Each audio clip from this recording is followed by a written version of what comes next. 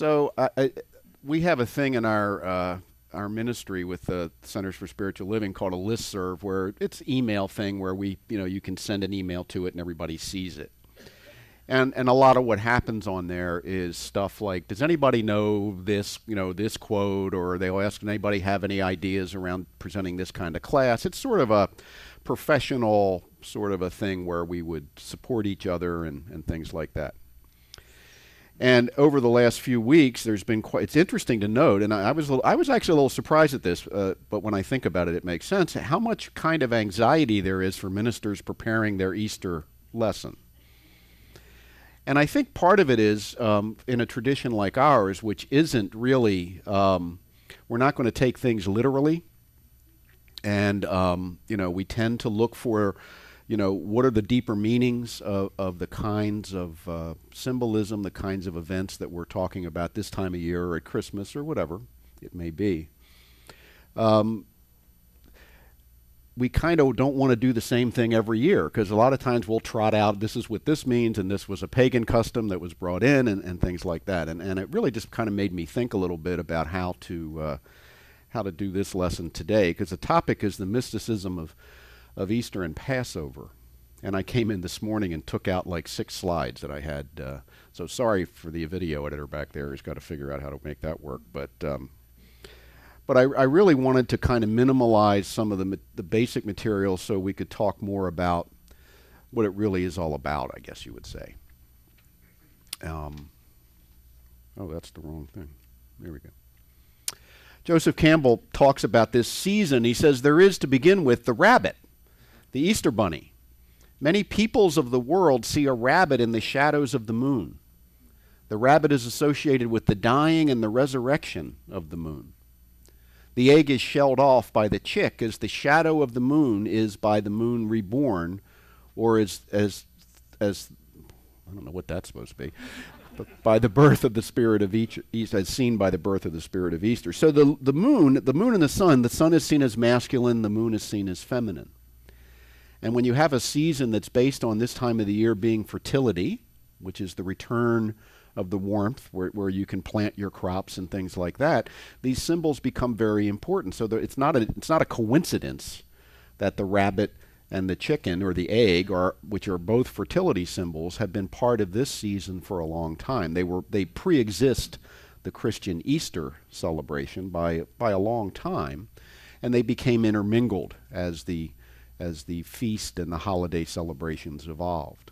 There is some belief that the Christian Easter holiday was specifically put at this time of the year because people were celebrating anyway with what were considered pagan celebrations, and it would be good to have the Christian celebration be able to kind of piggyback on that popularity when it was brand new. Campbell then says, birds in flight are symbolic of the spirit released from the bondage of earth. So the moon, rabbit, the cast-off eggshell, and the just-born bird that is to fly give us together a playful, childlike reading of the Easter message. The Easter message, there's a lot of ways to look at it. One way is it's about rebirth. It's about, showing up again, coming back into form. But the form is different. If you look at the entire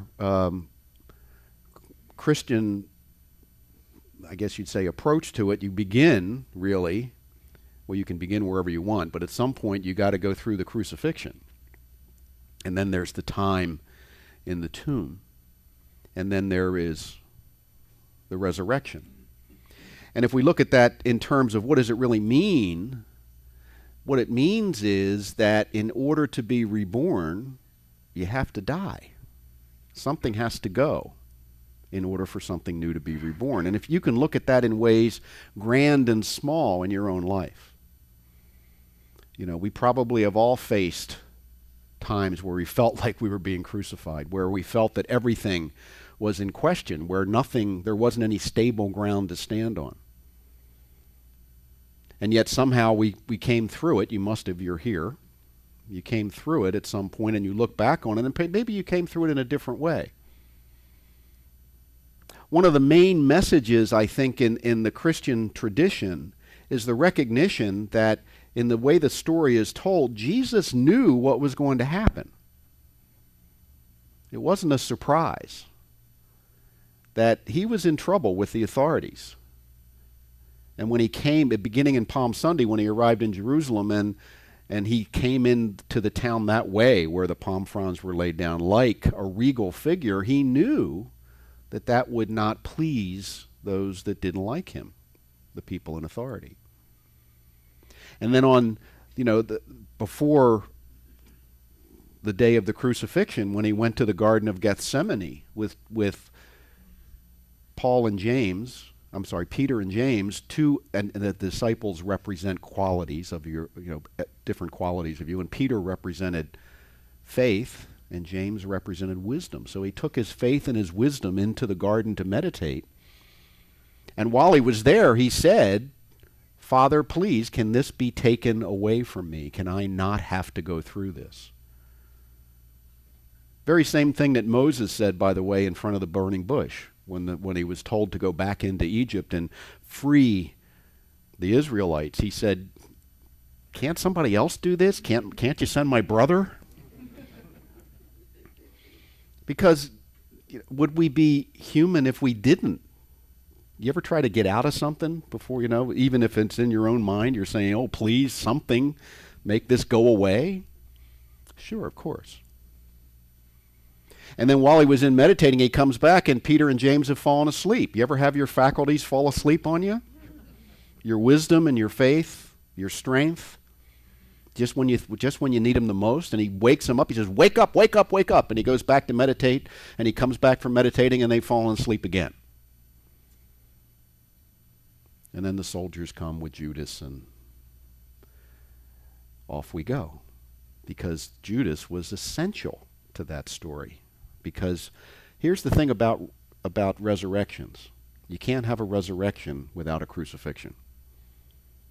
St. Augustine said that Jesus went to the cross like a bridegroom to the bride, willingly, knowing that that was the passageway, the crossing was the passageway to what was new, to what was waiting beyond. Doesn't make it easy, doesn't mean you want to do it, but at some point you recognize that, I've got to do this thing that's in front of me in order to get past, to get to what's next for me. And we probably, at any given time, all of us probably have a dozen or two such situations in our life that are waiting for us to ascend the steps to the cross. The difficult conversation that we're putting off. Not opening the mail because we know there's bills in it.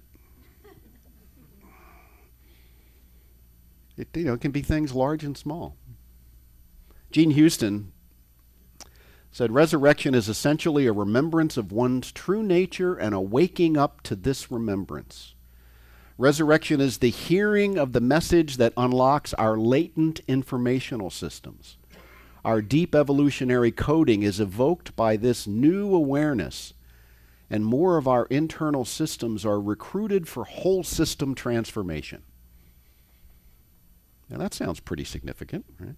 But what she's saying is the inner genius that we all carry forward gets buried in the tomb of us not being willing to confront what's in front of us to do.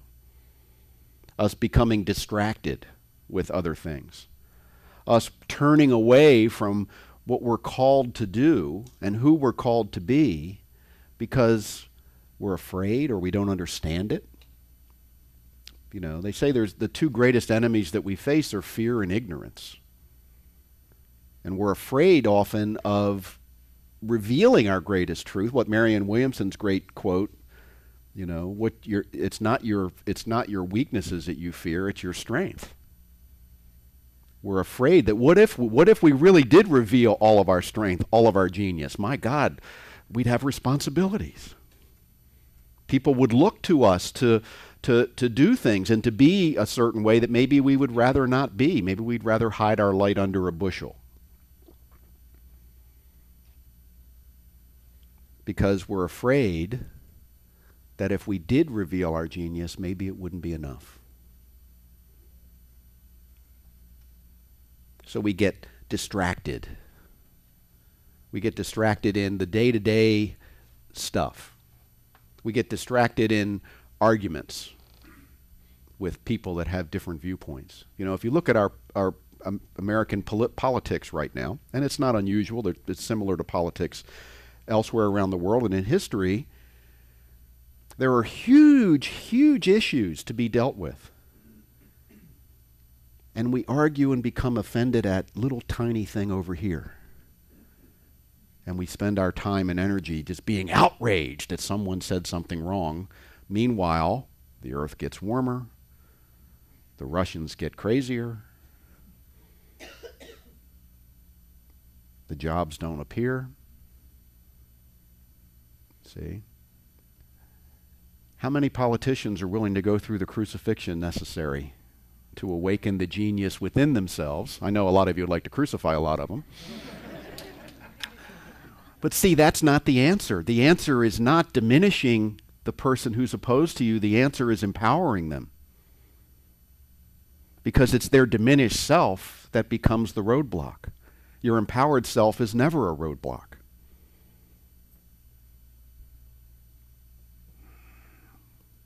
See, that's what Jesus said, love your enemies as yourself. He said that after the resurrection, by the way. Love your enemies as yourself. Yeah, we all say, yeah.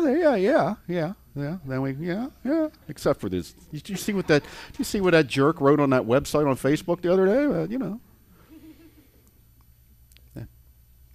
If only people would read my Facebook posts, the world would be fine. I've got all the answers in there. You know? At least like it.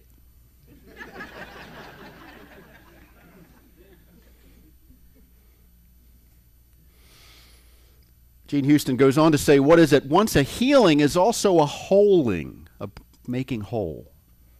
And there is no doubt but that the mystery of resurrection in both ancient Greece and the ancient Near East referred also to a process of initiation in which one died to one's old self and was reborn to a newer and deeper self. The motif of resurrection was throughout the Middle East and the Far East in terms of their stories and mythologies. Every Egyptian god worth their salt died and was reborn. Osiris and Isis, and there were the Babylonian god Mithra, who had the same, by the way, all three of them had the same birth story, being born under a star and having shepherds come and have shepherds present and wise men come to visit. These were basic motifs used in the time to let you know that this story had meaning because it was about somebody who was special. You know, if I say to you once upon a time, you know that a fairy tale is coming. So that's a device that's used to do that. If I say this is based on a true story, that means something else, right? But back in the day, if you were crucified or put to death and you rose from the dead, it meant you were a special being. And it wasn't so much about who you were, it was a recognition that your teachings, therefore, were important. And that people should pay attention to what you say and what you teach.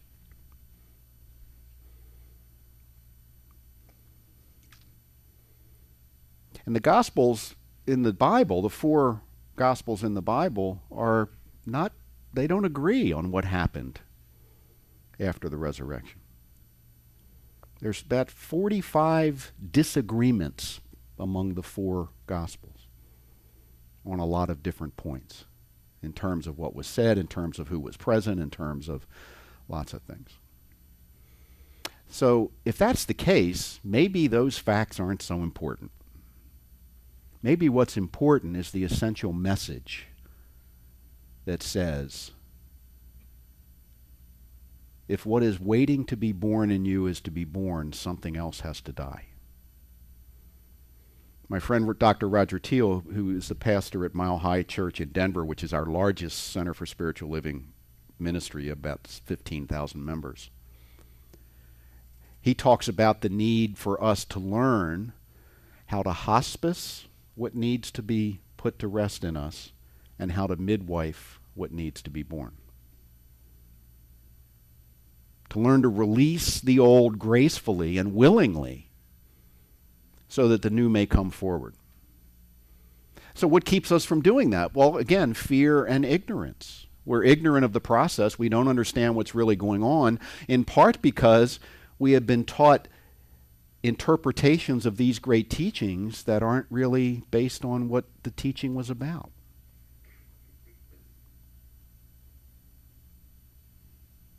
So we're ignorant often of what the true meaning is, and the fear is that we don't know what's going to happen. We don't trust that if we go through these difficult actions that we will be rewarded on the other side.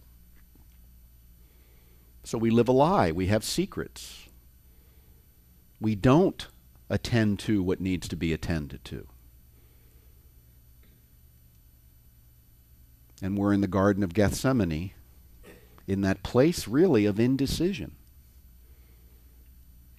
for a long, long time. Joseph Campbell says, the kingdom of God is within us. Easter and Passover remind us that we have to let go in order to enter it. The journey into this new life, a journey we must all make, cannot be made unless we let go of the past. And what he's talking about here when he says the past, not just what's happened before, but our attachments to it. It's not that we forget the past, but we can't let it dictate who we are in the future. And that's hard to do. It really is. The hardest thing about this teaching, the science of mind, the hardest thing about it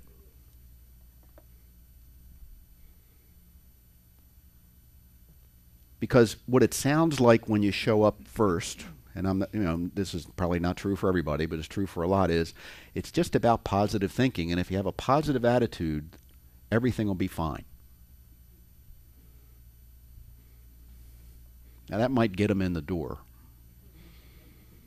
but it doesn't work long term by itself. And the reason is, when you started to learn about positive thinking, you had already been on the planet for a while, is my guess. And you had a whole bunch of stored up crap in your psyche that was based on fear, based on ignorance. And ignorance is just not knowing. Okay, you can't be blamed for being ignorant, because when you're ignorant, usually you don't know you're ignorant. But ignorance is the easiest thing in the world to cure. Very simple. Let's give an example. Andy. Yes. Since you have a microphone, Andy. I'm just going to give you an example. I have a feeling I'm going to be able to pick out something that Andy is currently ignorant about. Andy. Can you give me the level 4 emergency shutdown procedure for the Turkey Point nuclear reactor number 2 in Dade County, Florida? Sure. Well, I just know a little bit of it. I think it's duck and cover. No, that doesn't work with nuclear. Right. Well, the answer is that he doesn't. Now, neither do I. It's okay, because it's not my responsibility. But if I did know it, I could just tell him what it was, and then he'd know it. And he wouldn't be ignorant anymore. See, so ignorance is really, even something fairly complex like that, the ignorance can be dispelled very easily. And we are dispelled of ignorance every day in some way. Somebody tells you, oh, did you know this? Oh, no, I didn't. Now you know it. So ignorance is a problem, but it can be cured pretty easily with information. Correct information is good, right? But then we take the problem a step further. We're no longer ignorant, but we still ignore what we've learned. For example, the teaching says it is really important to keep a positive mental attitude regardless of appearances. And the thinking behind that is, the belief system behind that is that the appearances as they are appearing to you are largely based on your own perception of them, not the reality behind them. So if I know that and I don't do that, I'm no longer ignorant. Now I'm stupid. Stupidity is doing something that you know isn't good for you, but doing it anyway, or not doing something that is good for you, that you know is good for you.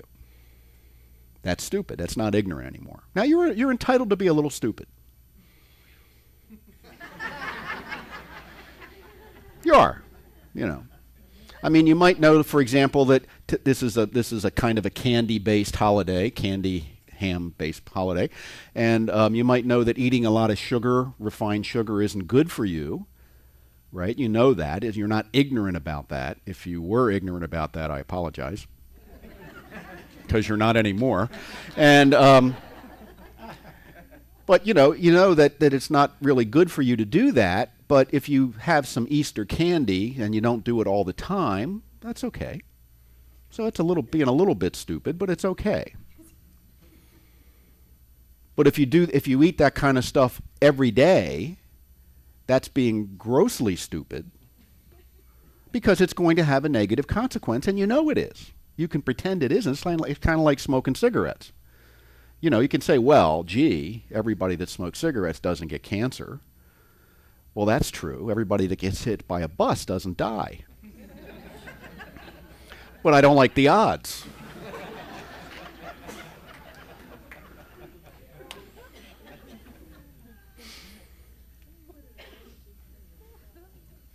So we can be stupid. We can be stupid about what's good for us. We can be, and part of it is that we carry forward from our past those old patterns of fear-based thinking, and they get woven in with what we understand about how to be positive, uplifting, and empowered, and they get kind of mixed up. And if we don't do the work to make sure that the new way of thinking dominates the old, then we have like a little patina of positive thinking on a whole bunch of negative stuff. So there's a crucifixion waiting to happen for those of us that are in that situation. And the crucifixion is doing the difficult work of putting that negative fear-based thought, those patterns to rest. Confronting our own mind, our own emotional self in a more powerful way. Saying, okay, enough's enough. I'm going to do the work. It's not going to be easy. It's going to be painful, because any habit you break, good or bad, habit is painful to break. But I want to, so the imitation of Christ is to walk up to that cross and go, yes, bring it on. Even though you know it's not going to be easy. Because that's what he did. And only by doing that in that way is there room for new birth. If I have to get dragged kicking and screaming into say living a more healthy lifestyle because I'm afraid I'll die, I'm not going to have a rebirth. I'm going to continue to struggle as long as I have that attitude. So my point is this: if you're going to make changes in your life, you need to make them because you want to, not because you have to. You know, in the Catholic Church, if you go to confession, you're absolved of all your sins that you've confessed if you have an intention to be absolved in that way. In other words, if you're going in with a pure heart. If you're just going in to say, well, if I just tell the priest what I did and he absolved me, I'm done, then the belief system is no, nothing has changed. And by the way, it's what you believe that really matters. So we have to do our work with a pure heart. A pure heart means I have the intention and willingness to stand in my own truth, even if that gets rough and rocky and painful and difficult. Because that's the only way I can move through the obstacles of fear and ignorance and stupidity. One of our great teachers, Dr. Kennedy Schultz, who founded the Atlanta Church many years ago, he did a talk one time at our conference, and the talk was called Get Real. And what he suggested was that we should have a social kind of a thing, like, you shake hands as a social convention. We should have a social convention where if you're acting like a jerk, if you're clearly acting in your diminished self, as Gary Simmons would say, it would be appropriate for me to come up, take the heel of my hand, hit you in the forehead and say, "Get real."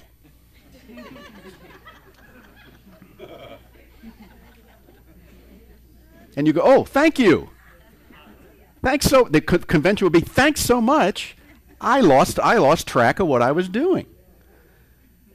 Now, I don't think that's going to happen as far as a social convention. All right? And we're not encouraging one here either. I don't want you to see you out there getting in fistfights. But what if you did that to yourself? What if you said, every now and then you kind of did a check. What am I doing here?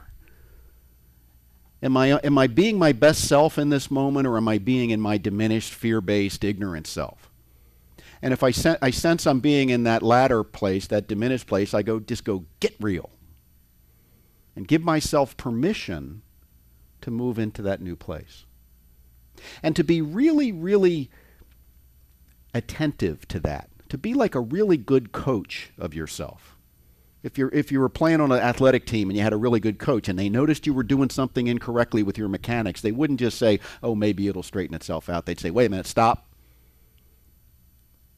Do it this way." See? So what if you became your own best coach? Rather than let yourself go off in some tangent of negativity for hours at a time. And because you always know when you're doing it, right? And when you become aware you're doing it, you say, "Okay, get real." And here's what I do when I do that. I love myself back to awareness. I don't beat myself up about it. It's like a game. Isn't that funny that I got so negative there? I know better. Love myself back to a new awareness. That's like a mini crucifixion, but it's not that bad, right? Because you get right off the cross. When you beat yourself up, you stay on the cross. See, and you're no fun when you stay on the cross. Remember Dolly Parton's great line? "Get down off the cross, honey, we need the wood."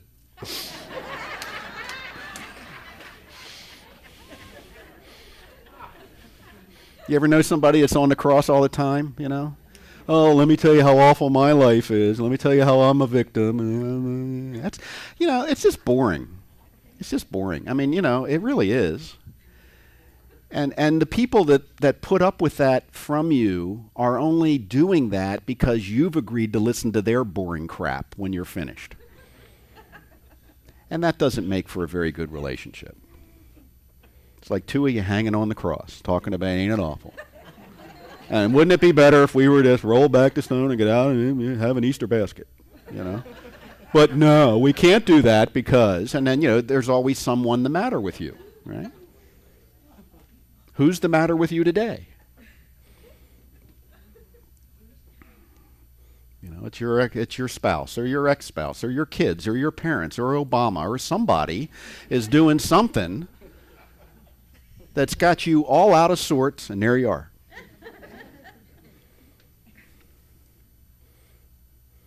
Now, if you look at the story, Jesus used his time on the cross fairly productively. He said, "Father, forgive them, they know not what they're doing," right? Good attitude. That shows he had a pure heart. And he counseled the guy next to him, the thief, who had a little easier because the thief, according to the story, was hanging there by ropes, and Jesus was hanging by nails. Now, the good part about hanging by nails is that you die faster. The bad part is you're hanging by nails. And he counseled the thief. And what did he do? He said, "Get a pure heart." Because what's next for you can be magnificent. But if you don't understand that, if you're ignorant of that, you just lay there and suffer. You think this is it. This is the only reality. I'm just stuck in this mire of mess. I'm stuck in this difficult situation. I'm stuck in too much month at the end of the money or whatever it is. And you don't recognize that you're on the cross and you only have to stay there as long as you choose to. And when you get it, you wake up. That's the meaning of the story. And if we see it, Ernest Holmes, our founder, said, if you look at the story of Jesus and seeing him as being on that cross and raising from the dead and seeing him as anything other than a human being and that you could do the same thing, you miss the whole purpose of the story because he is the great example, not the great exception. Jesus said afterward, "These things I do, you shall do greater. Know you not that you are gods?" That's a quote you don't hear a lot, but you can look it up. It's in Matthew. Know you not that you are gods? I'm nothing special. I'm just paying attention. That's the story. Be the wisest version of yourself you can be at any given moment. And recognize we're all going to be a little stupid. It's part of the deal. Take yourself lightly. You know, laugh at your foibles because they are kind of funny. Anything you can't laugh at, you haven't mastered. So that's a signal to let you know there's work to do. What are you on the cross about? Everybody in here has probably got something in your life you're currently on the cross about. And you probably are still on the cross because you can't see a way out of it. See? There's always a way out, and you are the way. You are the way. If you're waiting for someone else to show you the way, you're missing the point. Because once I realize I'm the way, if I need someone to show me the way, they'll show up, and I'll be able to listen to them.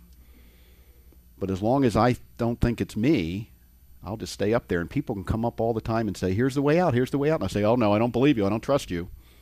That sounds too easy. It can't be that easy, you know, I'm really suffering here."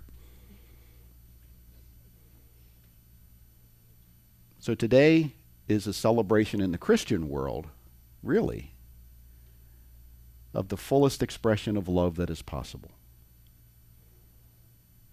The awakened Christ, that essence that we all share. And when it's awakened, it's a pure light that shines in all directions and envelops all things and heals whatever needs to be healed. It's not about the eggs. It's not about the bunnies. It's not about the bonnets. Those are fun, but they're designed to point us towards something deeper and something greater. And if we get stuck in the surface stuff, we get stuck in the glitter, we never get there. So take some time today, maybe after brunch, and just think about, what does it mean what's going on in my life? Where am I on the cross? Where am I in the tomb? And where have I risen? Because I'll bet you'll find some places where you have. And see if you can't put your own best self to work to transform what needs to be transformed so that you can be in that place of being risen over and over and over again. Have a fantastic Easter or Passover or whatever you celebrate, and know that it's all good. Not because I say so, but because it is. Thank you, and namaste.